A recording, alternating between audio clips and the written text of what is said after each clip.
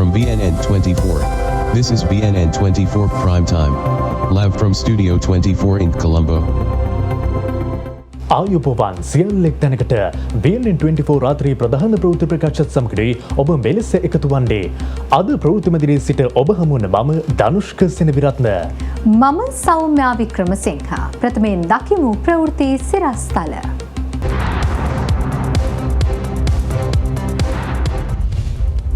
අරගල කරුවන් ඉවත් කිරීම ගැන ජනපතිට රටවල් කිහිපයකින් අප්‍රසාදය. ජනපතිගෙනුත් ප්‍රතිචාර. ඇල්ලේ ගුණවංශ හිමියන් අගමැතිට දුන් උපදෙස.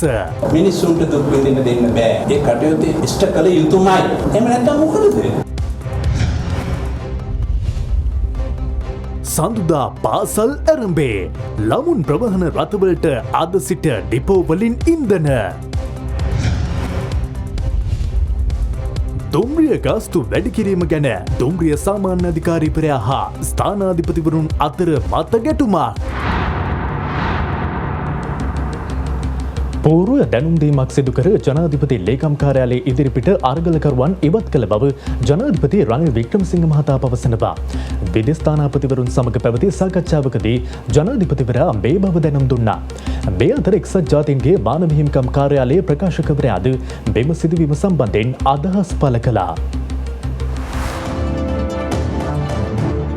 ගාලුමෝදුර ජනාධිපති ලේකම් කාර්යාලයේ ඉදිරිපිට විරෝධතා පවත්වමින් එහි පිවිසුම අවහිර කරමින් සිටි අරගලකරුවන් පිරිසක් ඉවත් කිරීමට ආරක්ෂක අංශ ඊයේ අලුයම පියවර ගත්තා. එහිදී ආරක්ෂක අංශ සමග ගැටුමක් ඇති කර නොගන්නා ලෙසත් එසේ වූහොත් හදිසි නීති යටතේ අත්අඩංගුවට ගැනීමට සිදුවන බවත් ආරක්ෂක අංශ පූර්ව නිවේදනය කර ඇති අතර පසුව එම ස්ථානයේ කලහකාරී තත්ත්වයක් හටගෙන තිබෙනවා. කෙසේ වෙතත් අදාළ සිදුවීම සම්බන්ධයෙන් ඊයේ ජාත්‍යන්තර අවධානය යොමු වී තිබුණු අතර එක්සත් ජාතීන්ගේ මානව හිමිකම් කාර්යාලයේ ප්‍රකාශකවරයා විසින්ද මේ පිළිබඳව සිය මතය පළ කළා.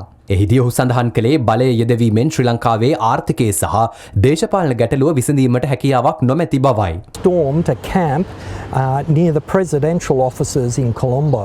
මේ ආකාරයට විරෝධතාකරුවන්ට එරෙහිව බලය භාවිතා කිරීම ඇත්තටම වැරදි.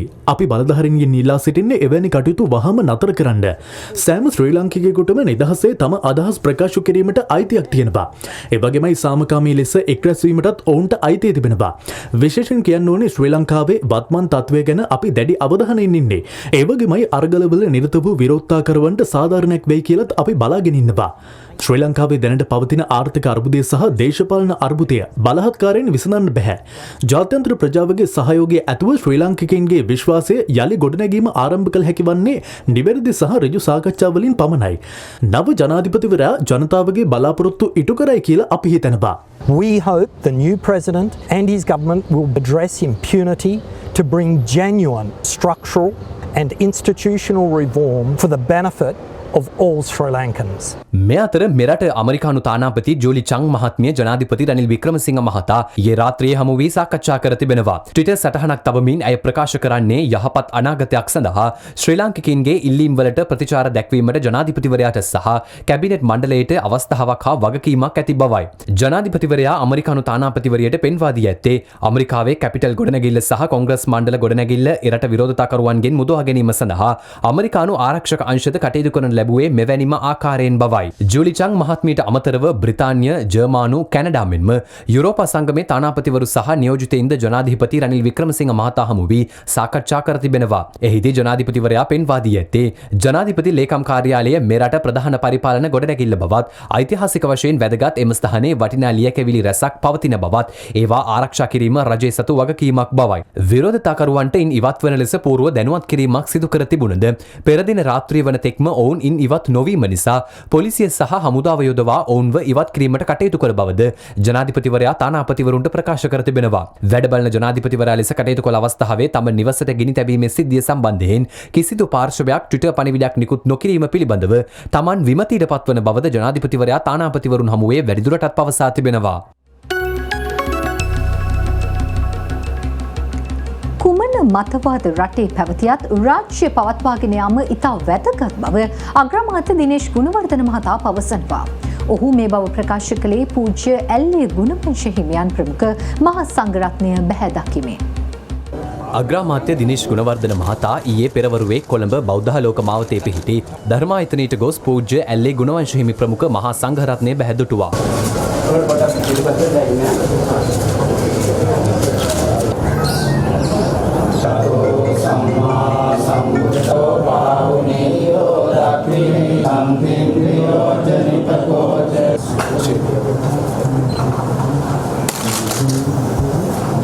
තෙල් ප්‍රශ්නය තිබෙනවා අපිට, ගෑස් ප්‍රශ්නය තිබෙනවා, ඖෂධ ප්‍රශ්නය තිබෙනවා, කිරිපිටි ප්‍රශ්නය තිබෙනවා, අධ්‍යාපන ප්‍රශ්න. ඒ සියල්ලම බලපාලා තියෙනවා මේ ප්‍රශ්න වලට විසඳුම් දිය යුතුයි. දැන් තිබෙන අභියෝගات එක්ක ඔබතුමාට විශාල කාර්යභාරයක් පැවැටෙනවා. ඒ කටයුතු ඉෂ්ට කළ යුතුමයි. එහෙම නැත්නම් මොකද? මොකටද අපි කරන්නේ මේක? මිනිස්සුන්ට දුක් විඳින්න දෙන්න බෑ. අනතුරුව මාධ්‍ය වෙත අදහස් දැක් වූ අග්‍රාමාත්‍යවරයා ඉතිහාසයේ ලොකුම ආර්ථික හා දේශපාලන අර්බුදයට අපි පැමිණියේ අපිකට මුහුණ දෙන්න ඕනේ. ඒ වගේම අපේ ජනතාව කෙරෙහි අපිට දැවැන්ත විශ්වාසයක් තිබෙනවා. අපිට තෙල් ආවේ නැහැ කිව්වා මෙච්චර කල්, දැන් ගෑස් ඇවිල්ලා තියෙනවා. අතිරික්තයක් සමහර ප්‍රදේශවලට. අද දින සිට තෙල් හැමතැනම වෙනදාට වැඩිය ලබා දෙමින් තිබෙනවා ඉන්ධන අමාත්‍යතුමා. අරගල කරුවන්ට දෙන උත්තරේ මොකද ඇත්තටම? රාජ්‍යයක් පවත්වාගෙන යන්න ඕනේ. රාජ්‍යයක් පවත්වාගෙන යන්නේ නැතුව රටක් ඉතුරු වෙන්නේ නැහැ. ඒ වෙනුවෙන් ඇති වෙන යම් මතවාද ගැටුම් තිබෙනවා. ඒවා හැකිතරම් දුරට අඩු කරගෙන අපි ඉදිරියට රට ගෙන යන්න අත්වැල් බඳගමු. මොනතරම් පත් වෙනස් කලින් තමයි මේ වෝල්ටේජ් සිද්ධිය ඇති වුණේ. මොකද මේක ජාත්‍යන්තරික විශාල දෝෂාරෝපණයකට තෝරනවා දක්වලා තියෙනවා. ජාත්‍යන්තරයේ කියන කරුණු හුඟක් තියෙනවා. නමුත් මේ අභ්‍යන්තරය දැනගෙන එපයි ජාත්‍යන්තරය කතා කරන්නේ. අපේ සොල්දාදුවෙක් රට ආරක්ෂා කරන සොල්දාදුවෙක් තාම රෝහලේ හුස්ම අදිනවා. එහෙම නෙමෙයි අපේ සොල්දාදුවන්ට අපි සැලකිය යුත්තේ. අපි රාජ්‍ය ආරක්ෂා කරගෙන වෙනස් කරමු ප්‍රජාතන්ත්‍රවාදීව. හදිස්සි නීතිය පනවා තිබෙන්නේ පොදු දේපල ආරක්ෂා කිරීමට බව පොලිසිය පවසනවා. පොලිස් මාධ්‍ය ප්‍රකාශකවරයා මෙම හදිස්සි නීතිය ක්‍රියාත්මක කිරීම පිළිබඳව අද ප්‍රවෘත්ති සාකච්ඡාවක් පවත්වා දැනුවත් කිරීමක් සිදු කළා.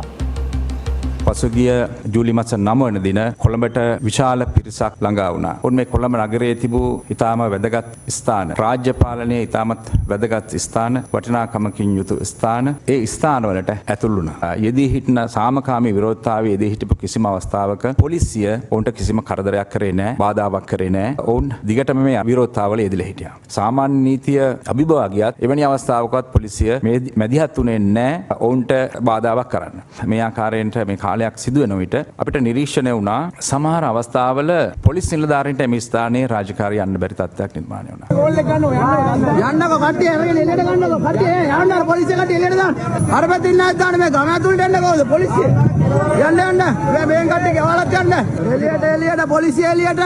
මේ දිගින් දිගටම මේ තත්ත්වයන් දිහා බලාගෙන ඉන්නකොට යම්කිසි අවස්ථාවක මම හිතනවා මේක ඉක්මවා යාම තුළ සමාජයේ නීතිය ක්‍රියාත්මක කිරීමට විශාල බාධාවක් ඇති වෙනවා. කාර්යාලයේ පවත්වාගෙන යාමට අවශ්‍ය කරන පරිසරය සකසා ගැනීම සඳහා ඒ අවට තියෙන තාවකාලික කුඩාරම් අපිට කීපයක් ඉවත් කරන්නට දුන්නා. නමුත් ඉන් එහා කුඩාරම් තවදුරටත් පවතිනවා. අපි ඒට හානියක් කරේ නැහැ, බාධාවක් කරේ නැහැ. මොකද ජනාධිපති මන්දිරයේ ඒ වගේම විශාල ප්‍රමාණයක් බඩු භාණ්ඩ වලට හානි වෙලා තියෙනවා. පුරාවිද්‍යා කොමසාරි ජෙනරාල්තුමා, රජයේ රස පරීක්ෂකතුමා, ඒ වගේම තක්සේරු දෙපාර්තමේන්තුව මේ වගේ විවිධ ආයතන රාශියක් එකතු වෙලා මේ වෙන විට ඒවා ඒ වෙලා තියෙන හානි පෞරාණික දේවලට සහ යම්කිසි විදේශ රටවලින් ලැබිලා තියෙන යම්කිසි ත්‍යාගයන් තියෙනවා. ඒවා මේ සියල්ල ඒ සම්බන්ධව කටයුතු කරමින් සිටින අවස්ථාව මේ අවස්ථාව හදිසි නීති රෙගුලාසි ක්‍රියාත්මක වන අවස්ථාවක්. සාමාන්‍ය නීතියට වඩා පොලිස් නිලධාරීන්ට ඒ වගේම යුද හමුදා නිලධාරීන්ට බලතල වැඩිපුර ලබා දීලා තියෙනවා රටේ සාමාන්‍ය අත්‍යවශ්‍ය සේවා පවත්වාගෙන යාමට. මේ වගන්ති දොළතිය යටතේ තියෙන නෛතික බලතල යමෙකු උල්ලංඝනය කරන්නේ නම් ඒ සම්බන්ධව ශ්‍රී ලංකා පොලිසියට මෙන්ම ත්‍රිවිධ හමුදා නිලධාරීන්ට බලය පවරලා ගරු නීතිපතිතුමා වෙත ගොනු ඉදිරිපත් කරලා අදාළ අධිකරණෙහි නඩු පවරලා ඊට විරුද්ධ නෛතික ක්‍රියාමාර්ග ගෙනීමට මේ පනත යටතේ බලතල අපිට ලැබිලා තියෙනවා. වත්මන් රජය යටතේ සර්වපාක්ෂික ආණ්ඩුවක් නිර්මාණය වීම අපේක්ෂා කළ නොහැකි බව හිටපු ජනාධිපති මෛත්‍රීපාල සිරිසේන මහතා පවසනවා. ශ්‍රී ලංකා නිදහස් පක්ෂය සමග වෘත්තීය සමිතිය අද පැවැත් වූ සාකච්ඡාවකදී හිටපු ජනාධිපතිවරයා මෙම අදහස් පළ කළා. රටේ පවතින දේශපාලන තත්ත්වය පිළිබඳව ශ්‍රී ලංකා නිදහස් පක්ෂය අද වෘත්තීය සමිති හා බහුජන සංවිධාන එක්ව සාකච්ඡාවක් පැවැත්තුවා. ඒ ඩාලිපාරේ පිහිටි ශ්‍රී ලංකා නිදහස් පක්ෂ මූලස්ථානයේදී වෘත්තීය සමිති සහ අපි ඉදිරියට ඒකාබද්ධ වැඩපිළිවෙලක් සඳහා සාකච්ඡා කළා. ඒ අනුව මේ අපි බලාපොරොත්තු වෙනවා ඉදිරියේදී අපේ මන්ත්‍රී කණ්ඩායම සහ ඒ වගේ මධ්‍යම කාර්ය සභාව කැඳවලා ඒ සම්බන්ධයෙන් සාකච්ඡා කරලා තීරණයක් ගන්න. අරතාව බලාපොරොත්තු වෙන සර්වපාක්ෂික ආණ්ඩුවක් තවම නම් ඉතින් සර්වපාක්ෂික ආණ්ඩුවක් වෙන්නේ නැහැ. අපි දන්නේ නැහැ. ඉතින් ඒක ආණ්ඩුව පැත්තෙන් මොන විදිහේ තීන්දුව තීරණ ගන්නවද කියලා අපිට කියන්න බෑනේ. ඉතින් තවම නම් සර්වපාක්ෂික ආණ්ඩුවක් නැහැ. මේ අතර සමගි වෘත්තීය සමිති හා විපක්ෂ නායක සජිත් ප්‍රේමදාස මහතා අතර ඊයේ සමගි ජනබලවේගයේ පක්ෂ කාර්යාලයේදී හමුවක් පැවැත්වුණා. වර්තමාන ජනාධිපතිවරයාගේ මූලිකත්වයෙන් බිහි වී තිබෙන මේ රජය ජන පීඩක ජන හිංසන රජයක් බවට පරිවර්තන වෙලා හමාරයි. ඒ කාරණාව පළවෙනි පැය 24ෙම ඔප්පු කරලා දැන්. මේ සර්වපාක්ෂික ආණ්ඩු කියන්නේ ඔය එක් එක්කෙනාට ඇමති යන්තට්ටු ටිකක් බෙදාගෙන යාන වාහන වරදාන වරප්‍රසාද ලබාගෙන ඒ කෑදරකම මත ක්‍රියාත්මක වෙන ක්‍රියාවලියක් නම් රටට යහපතක් සිදු වෙනවද නැද්ද කියන එක ගැන බරපතල ප්‍රශ්නයක් තිබෙනවා. ගාලමුහුදර අරගලකරුවන් ඉවත් කිරීම පිළිබඳව දේශපාලන නියෝජිතයින් දැක් වූ අදහස් කිහිපයක් දැන්. රනිල් වික්‍රමසිංහ හිතනවා නම් ගෝඨාභය රාජපක්ෂ එළෙව්වට මම එහෙම ලේසියෙන් එලවන්න බෑ කියලා හිතාගෙන පැය 24ක් යන්න ඉස්සෙල්ලා මෙරට ත්‍රිවිධ හමුදාව පොලිසිය දාලි වෙරලා ඒ අරගලකරුවා සමාජයේ කොන් කරලා දාලි වෙරලා අරගලකරුවන්ට නරක පණිවිඩයක් දීලා බලාවොත් උඹලට මෙහෙමයි සලකන්නේ කියලා දෙන්න උත්සාහ කරා නම් මම හිතනවා රනිල් වික්‍රමසිංහ මහත්තයාටත් වැරදිලා.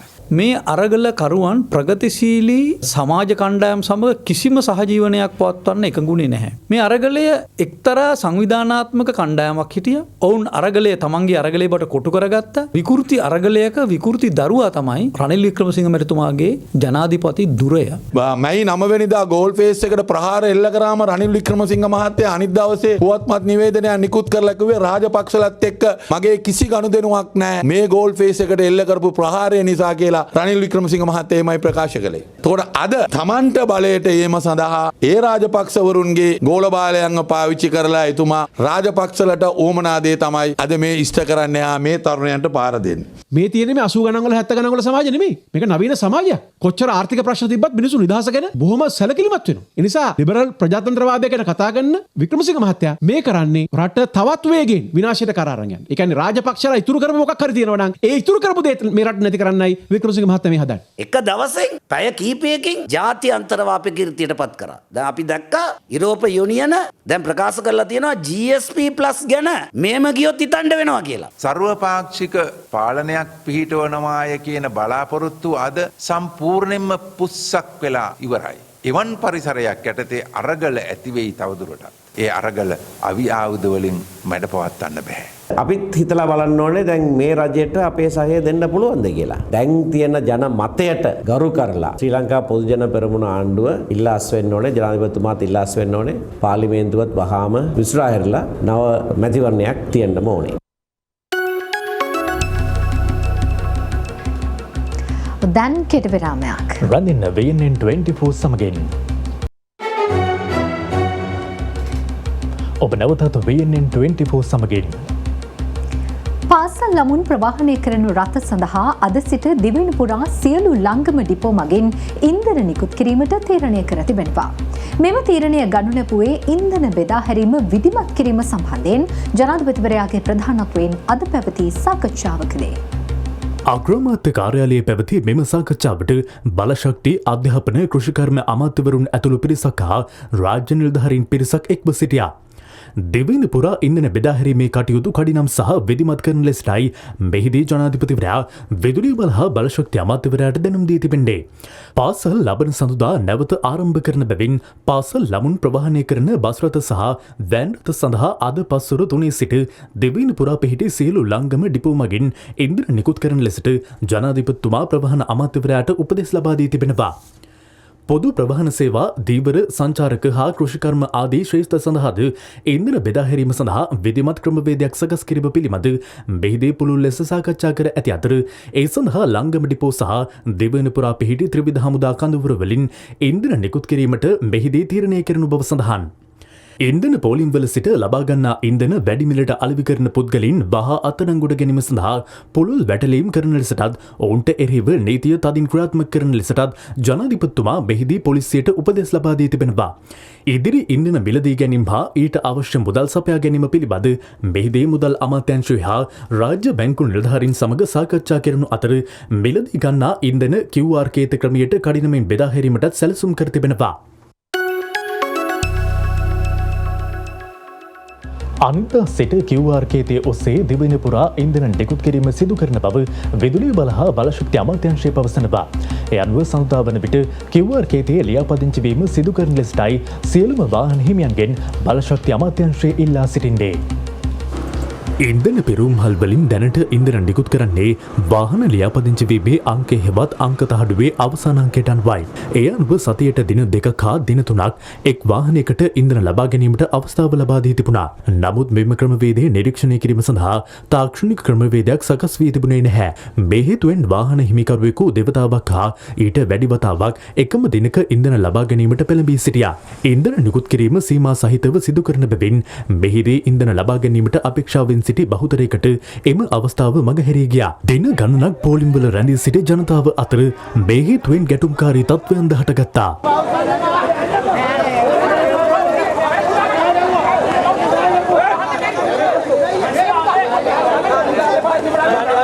ඔයා මේ දැන් ඇවිල්ලා කෑ ගහලා වැඩක් නෑ අයියා. අපි දැන්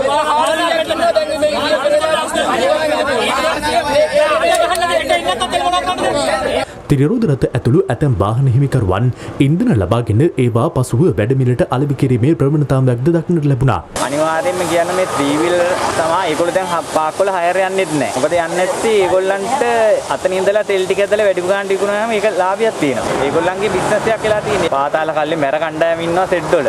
ඒ කට්ටිය තමයි ඉස්සර දාලා සමහර තැන් වල ෆුල් ටැංක් ගහගෙනත් ගිහිල්ලා ආයෙ දිනවා ආයෙ එනවා. අර පෝලිං වලින් මිනිස්සුන්ට තෙල් නැහැ. මෙම ආක්‍රමිකතා මගහැරවා ගැනීම සඳහායි විදුලිය බල හා බලශක්ති අමාත්‍යාංශය ඉන්ධන නිකුත් කිරීම සඳහා නව යෙදවීමක් හඳුන්වා දී තිබෙන්නේ. ඛනිජ තෙල් නීතිගත සංස්ථාවේ නිල වෙබ් අඩවියට පිවිසීමෙන් එම යෙදවීම හරහා QR කේතයක් ලබා ගැනීමට ඕනෑම වාහන හිමිකරුවෙකුට දැන් අවස්ථාව තිබෙනවා. QR කේතය ලබා ගැනීම සඳහා ලියාපදිංචි වීමේදී ජාතික හැඳුනුම්පත් අංකය, දුරකථන අංකය ආදී සාමාන්‍ය තොරතුරු ඇතුළත් කළ යුතු වනවා. එම තොරතුරු අතරට වාහන අංකය හා චැසි අංකය යන අංක දෙකම මීට පෙර ඇතුළත් කළ යුතු තිබුණත් දැන් අවශ්‍ය වන්නේ වාහන ආදායම් බලපත්‍ර අංකය පමණයි. ලියාපදිංචියෙන් QR කේතය සුහුරු ජංගම දුරකථනයට ලැබෙන අතර එය ඉන්ධන පිරුම්හලේ අදාළ සේවකයාට පෙන්වීමෙන් හෝ කේතයේ මුද්‍රිත පිටපතක් ඔහුට ඉදිරිපත් කිරීමෙන් ඉන්ධන ලබා ගැනීමට පාරිභෝගිකයාට අවස්ථාව ලැබෙනවා. මේක තමයි මොබයිල් ඇප් එක. මේකට ඔයාලගේ දැන් මේ රෙජිස්ටර් කරපු අංකය යොදලා මේ send OTP එකක් යවලා ඊට පස්සේ ඒක හරහා තමයි අනිත් ඉන්ධන පොම්ප ක්‍රියා කරන මහතුරුන්ගේ අංකය මේ ඇක්ටිව් කරන්න ක්‍රියාකාරී කරන්න. හරි. අපි ඒක කරලා බලමු. මේ විදිහට තමයි ස්කෑන් කරන්නේ.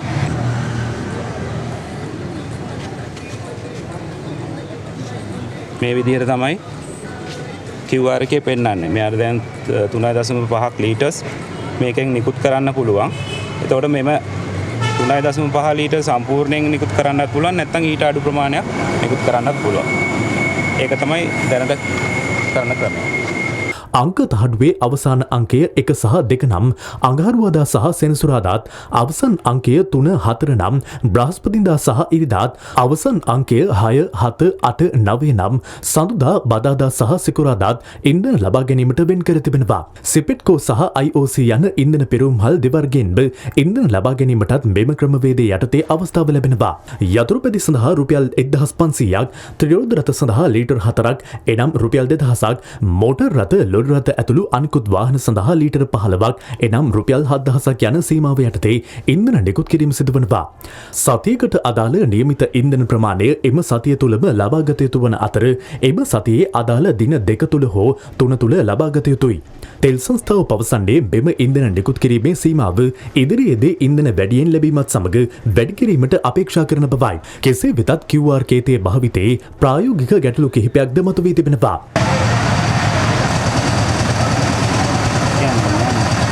සියලු වාහන හිමිකරුවන්ට සුහුරු ජංගම දුරකථනයක් නොමැතිවීම හා ජංගම දුරකථනවල මිල ගණන් මේ දිනවල ඉහළ ගොස් තිබීම ඉන් එකක්. ඇතැම් ප්‍රදේශවලට දුරකථන සංඥා නොමැතිවීම තවත් ගැටලුවක්. වාහන නොවන විදුලිය ජනන යන්ත්‍ර, කෘෂිකර්මාන්ත ක්ෂේත්‍රයට භාවිතා කරන යන්ත්‍ර සූත්‍ර, මාර්ග ඇතුළු ඉදිකිරීම් ක්ෂේත්‍රයේ තිබෙන යන්ත්‍ර සූත්‍රවලට ඉන්ධන ලබා ගැනීම සඳහා QR කේතෙන් මෙතෙක් පහසුකම් සලසා නැහැ. මේ ක්‍රමය හොඳයි. කට්ටියට පොදු යනවානේ ඉතින් අර මේ දැන් අර සමහර අය තෙල් අරගෙන මේවා කරලා විකුණනවා ඒවා කරනවා. ඉතින් ඒක අනිත් අයට බලපාන්නේ නැහැ. ඒකෝට ඒ ගැටලුව තමයි ඉතින් මෙතන ගොඩක්ම තියෙන ප්‍රශ්නේ අනිත් අයට. ඒක නිසා මේ ක්‍රමය හොඳයි. QR කෝඩ් එක පහසුයි. ඉතින් ඇත්තටම නේද? අසාධාරණයක් වෙන්නේ නැහැ QR කෝඩ් එක තියෙන්නේ. ඉහළ දැමූ දුම්රිය ප්‍රවේශ පත්‍ර ගාස්තු අද සිට ක්‍රියාත්මක වන බව දුම්රිය සාමාන්‍යාධිකාරී කාර්යාලය පවසනවා. සාමාන්‍යාධිකාරී ධම්මික ජයසුන්දර මහතා පවසන්නේ මෙම දුම්රිය ගාස්තු ක්‍රමය ක්‍රියාත්මක නොකරන පුද්ගලයන්ට එරෙහිව විනය ක්‍රියාමාර්ග ගන්නා බවයි. මේ අතර දුම්රිය ස්ථානාධිපතිවරුන් පවසන්නේ නව දුම්රිය ගාස්තු ක්‍රමයේ දෝෂය පවතින බැවින් එය ක්‍රියාත්මක කළ නොහැකි බවයි. නව දුම්රිය ගාස්තු සංශෝධනයට අනුව රුපියල් 10ක්ව පැවති අවම දුම්රිය ගාස්තු රුපියල් 20ක් දක්වා ඉහළ යනවා. දෙවන පන්තිය සඳහා අවම ගාස්තුව රුපියල් 50ක් වන අතර පළමු පන්තියේ අවම ගාස්තුව රුපියල් 100ක්. පළමු කිලෝමීටර් 10 තුළ 1 කිලෝමීටරයකට තුන්වන පන්තිය සඳහා රුපියල් 2.60කින් සහ දෙවන පන්තිය සඳහා රුපියල් 5.20කින් හා පළමු පන්තිය සඳහා රුපියල් 10.40කින් දුම්රිය ගාස්තු ඉහළ දැමූ බව දුම්රිය දෙපාර්තමේන්තුව පැවසුවා. ඩීසල් ලීටරයක මිල රුපියල් 400ක් පැවති අවස්ථාවේ බස් ගාස්තුවෙන් අඩක් වන ලෙසට දුම්රිය ගාස්තු සංශෝධනයක් සිදු වුණා. එම ගාස්තු සංශෝධනයෙන් අනතුරුවයි අද සිට නව ගාස්තු ක්‍රමය ක්‍රියාත්මක වන්නේ. රුපියල් 10ක් පැවති වේදිකා ප්‍රවේශ පත්‍ර ගාස්තුවද රුපියල් 20ක් දක්වා ඉහළ දමා තිබෙනවා. කෙසේ වෙතත් ප්‍රවාහන අමාත්‍යාංශය තීරණය කළ පරිදි අද සිට දුම්රිය ගාස්තු සංශෝධනය කිරීම සිදු කළ නොහැකි බව දුම්රිය ස්ථානාධිපතිවරුන්ගේ සංගමය ප්‍රකාශ කළා. පාලන අධිකාරිය විසින් හඳුන්වා දෙනු ලබන තියෙන ගාස්තුවල යම් පරස්පරතාවයන් තියෙනවා. උදාහරණයක් වශයෙන් ගත්තොත් කොළඹ කොටුව සිට වනවාසලට දක්වා තිබූ ගාස්තුව රුපියල් 15යි. නමුත් රුපියල් 40 දක්වා වැඩිවීමක් වෙලා තියෙනවා. දුම්රිය පාලන අධිකාරිය විසින් මාධ්‍ය වෙත අදහස් දක්වලා ප්‍රකාශ කර සිටියේ සාමාන්‍ය ප්‍රවේශ පත්‍ර ගාස්තුව 60කින් පමණක් කියලා යන බව. නමුත් 125කින් ඉහළ ගිහලා තියෙනවා. ඇතැම් දුම්රිය ස්ථානවල සාමාන්‍ය ප්‍රවේශ පත්‍ර ගාස්තුව 335කින් ඉහළ ගිහලා තියෙනවා. දුම්රිය ස්ථානාධිපතිවරුන් තමයි මගේ ජනතාව සමග කටයුතු කරන්නේ. පාලන අධිකාරිය මෙසේ මගේ ජනතාව නොමගේ හැරීම තුළ දුම්රිය ස්ථානාධිපතිවරුන් සහ මගේ අතර ගැටලුකාරී තත්ත්වයක් උද්ගත වෙන්න පුළුවන්. ඒ තත්ත්වයන් මත තමයි අපි මෙම අදාළ ගාස්තු සාධාරණ ලෙස ඉහළ නංවන ලෙස පාලන අධිකාරියට දිගින් දිගටම දැනුවත් කිරීමක් කරලා තිබේ. අද සවස 6 සිට සියලුම දුම්රිය ස්ථානාධිපතිවරුන් සාමාන්‍ය ප්‍රවේශ පත්‍ර නිකුත් කිරීමේ කටයුතු වලින් ඉවත් වෙනවා. එය දුම්රිය ධාවන කටයුතු වලට බාධාවක් නොවේ. කලින් ආසන වෙන් කිරීමේ ප්‍රවේශ පත්‍ර නිකුත් කිරීම ආදී කටයුතු වල දුම්රිය ස්ථානාධිපතිවරුන් නියැලී සිටිනවා. VNN 24 තුලින් දැන් කෙටි විරාමයක්. රැඳෙන්න VNN 24 සමග. ඔබ නැවතත් VNN 24 සමග. රනිල් වික්‍රමසිංහ මහතා ජනාධිපති ධුරයට පත්වීමෙන් පසු හිස් වූ එක්සත් ජාතික පක්ෂ ජාතික ලැයිස්තු මන්ත්‍රී ධුරය සඳහා වජිර අබේවර්ධන මහතා පත් කර තිබෙනවා. ඒ සමගින් දැන් රටවටින් වාර්තා වූ පුවත් කිහිපයක සාරාංශය රැගත් රවුන්ඩ් අප් 24. රජය සහ රජයේ අනුමත සියලු පාසල් ලබන සඳහා සිට නැවත ආරම්භ කරන බව අධ්‍යාපන අමාත්‍යාංශය පවසනවා. ඒ අනුව සඳුදා අඟහරුවාදා බ්‍රහස්පතින්දා යන දින 3 තුල පමණක් පාසල් විවෘතව තිබෙන අතර බදාදා සහ සිකුරාදා දිනවලදී සෙසුන්ට විකල්ප මාර්ග ඔස්සේ නිවසවල සිට ඉගෙනීම් කටයුතු වල නිරත වන ලෙසත් අධ්‍යාපන අමාත්‍යාංශය දැනුම් දෙනවා. කොළඹ සිට කංකසන්තුරේ බලා අද අලුයම දහවනේ වූ ශීඝ්‍රගාමී දුම්රියෙන් වැටි දුම්රිය සැරයන්වරයෙකු මිය ගොස් තිබෙනවා. දුම්රිය ප්‍රවේශ පත්‍ර නොමැතිව ගමන්ගත් දෙදෙනෙකු සම්බන්ධයෙන් ප්‍රශ්න කිරීමක් කරන අතරතුර ඉන් එක් අයෙකු මෙම සැරයන්වරයාට පාපහර දීමක් සිදු කර ඇති අතර ඒ හේතුවෙන් ඔහු දුම්රියෙන් ඉවතට විසි වී තිබෙනවා. මිය ගොස් තිබෙන්නේ ගම්පහ ඉහළ යාගොඩ ප්‍රදේශයේ පදිංචිව සිටි SL දිසානායක මහතායි. සිද්ධියට අදාළ සැකකරුවන් දෙදෙනා එම මොහොතේ බීමත්ව සිට ඇති අතර ඔවුන් මේරිගම පොලිසිය මගින් අත්අඩංගුවට ගනු ලැබුවා. යුද්ධයේදී මියගිය රණවිරුවන් අනුස්මරණය කිරීමේ වැඩසටහනක් අද පෙරවරුවේ ත්‍රිකුණාමලයේ නාවික තටාංගනයේ පිහිටි රණවිර ස්මාරකය අභියසදී පැවැත්වුණා. ඒ ආරක්ෂක ලේකම් විශ්‍රාමික ජෙනරාල් කමල් ගුණරත්න මහතාගේ ප්‍රධානත්වයෙන් නාවික හමුදාපති වයිස් අද්මිරාල් නිශාන්ත උලගතැන්න මහතා ඇතුළු පිරිසක් මේ අවස්ථාවට එක්ව සිටියා. ඒ සමගින් සියලු කරගෙන BNN24 ප්‍රධාන ප්‍රවෘත්ති ප්‍රකාශයෙන් අවසන් වනවා. දෙස් විදෙස් වැඩිදුර තොරතුරු දකින්න පිවිසෙන්න www.vnn24.lk අපගේ වෙබ් අඩවියට. තවත් තොරතුරු දකින්න VNN24 YouTube channel එක subscribe කරන්න. මම ධනුෂ්ක සෙනවිරත්න. මම සෞම්‍යා වික්‍රමසිංහ. ඔබට සුබ රාත්‍රියක්.